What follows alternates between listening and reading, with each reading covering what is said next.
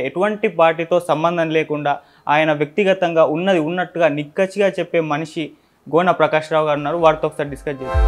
Sir, ఏపీలో politics చూస్తూనే ఉన్నారు. సో ఇటు టీడీపీ అండ్ జనసేన పొత్తు ఏర్పాటు చేసుకున్నాయి. వైసీపీ పార్టీని ఎలాగైనా గద్దెదించే ఒక ప్రయత్నం అయితే వాళ్ళు చేయడానికి ట్రై చేస్తున్నారు. మరి ఇది వర్కౌట్ అవుతుందా? ఇద్దరు ముఖ్యమంత్రులు బర్బాద్ చేసిన రాష్ట్రాన్ని.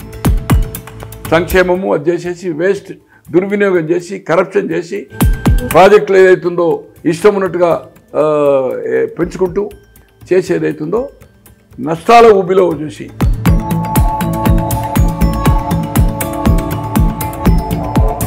అసలు టీడీపీ జనసేన పార్టీ అనేది పొత్తు పెట్టుకోవడాన్ని మీరు ఏ విధంగా చూస్తారు సార్? దీనిపై మీ ఒపీనియన్?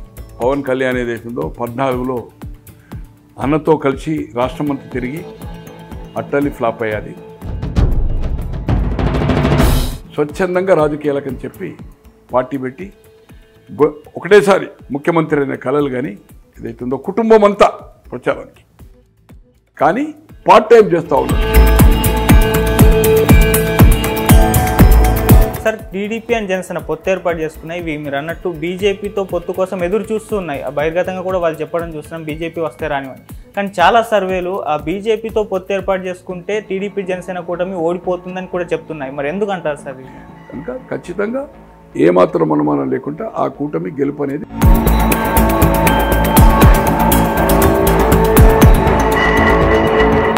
ఒకవేళ ఇది గెలిస్తే చంద్రబాబు గారు చీఫ్ మినిస్టర్ అవుతారు. దీంట్లో ఎటువంటి సందేహం అయితే లేదు. డిప్యూటీ సీఎంగా పవన్ కళ్యాణ్ గారు అని చెప్పేసి మీరు ఒక అంటే అయ్యే ఛాన్స్ 100% డిప్యూటీ సీఎం. కానీ పవన్ కళ్యాణ్ గారు చాలా సందర్భాల్లో ఈ చీఫ్ మినిస్టర్ అభ్యర్థి ఎవరు మేము ఉంది కనుక మనకు స్ట్రెంత్ లేనప్పుడు ఓట్లు లేనప్పుడు ఆయనే చెప్పాడు కదా, ప్రశ్నలు వేశాడు కదా కార్యకర్తల మీటింగ్లో. 30 సీట్లు 175 చేసినప్పుడు ఆయన సీఎం ఎట్లయితాడు? చంద్రబాబు గారే ముఖ్యమంత్రి. ఆరోగ్య రీత్యా ఏదన్నా జరిగినప్పుడు ఇవాళ టేక్ ఓవర్తో ఎవరికి ఇస్తారు ఛాన్స్? It is Lokesh. దాని అనుమానం లేదు. లోకేష్ నవ్ ఈజ్ పాత లోకేష్ గారు కాదు. చాలా మార్పు. నేను అతన్ని కలిశాను, ఢిల్లీలో మాట్లాడాడు. ఇప్పుడున్న ప్రభుత్వంలో ఎవరైతే లోసుకులు చేసినో వాళ్ళని ఎవరిని వదిలించారు. సార్, చంద్రబాబు గారు ఈ 3 నెలల్లో మరి ఎలక్షన్స్ రాబోతున్నాయి కదా, ఒక కీలక నిర్ణయం తీసుకున్నట్టు కొన్ని వార్తలు అయితే వస్తున్నాయి. అదేంటంటే ఒక కుటుంబంలో ఒక్కరికే టికెట్ ఇచ్చే ఒక డిసిజన్ని తీసుకుంటున్నారంట. మరి ఇది ఎంతవరకు వర్కౌట్ అవుతుందని సార్? మరి ఒక్కరికి ఒక కుటుంబం అయితే మరి లోకేష్ పోటీ చేయొద్దు కదా, నాగబాబు పోటీ చేయొద్దు కదా పార్లమెంటు గెలిమెంటు నాగబాబు. సార్, ఇక వైసీపీ పార్టీ గురించి కొంత మాట్లాడుకోవాల్సి వస్తే అసలు వైసీపీ పార్టీలో ఏం జరుగుతుంది సార్? నువ్వు హైకోర్టు పెట్టి రాద్దానంటావు, ఎక్కడో సౌత్ ఆఫ్రికాలో ఎక్కడ నువ్వు అంటాడు. ఇది సౌత్ ఆఫ్రికా పరిపాలన, ఇది ఇండియానా భారతదేశమా?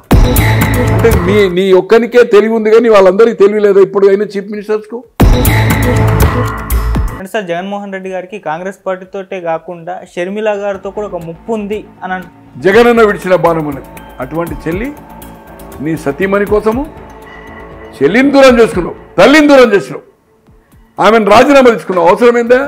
గౌరవ అధ్యక్షురాలు కదా. సో ఇవన్నీ ఏదైతుందో ప్రజల్లో నాటుకుపోయింది. ఆమె క్యాంపెయిన్ వెళ్ళిన తర్వాత ఆమె ర్యాష్ బాబాయ్ హత్య ఏం చేసిండు? ఆయన వచ్చి ఏం సాల్వ్ చేసిండు? ఇన్ఛార్జ్లో మార్పులు చూస్తున్నాం. ఎమ్మెల్యేలు ఎమ్మెల్సీలు రిజైన్ చేసేసి వేరే పార్టీలోకి వెళ్ళడం చూస్తున్నాం. 30 కోట్లు 40 కోట్లు పెట్టుకోవాలి. ఇది ఎక్కడ దాన్ని ఉన్నోడు అంటాడు నాకు టికెట్ ఇవ్వకపోతే నేను ఏమనుకుంటున్నాడు.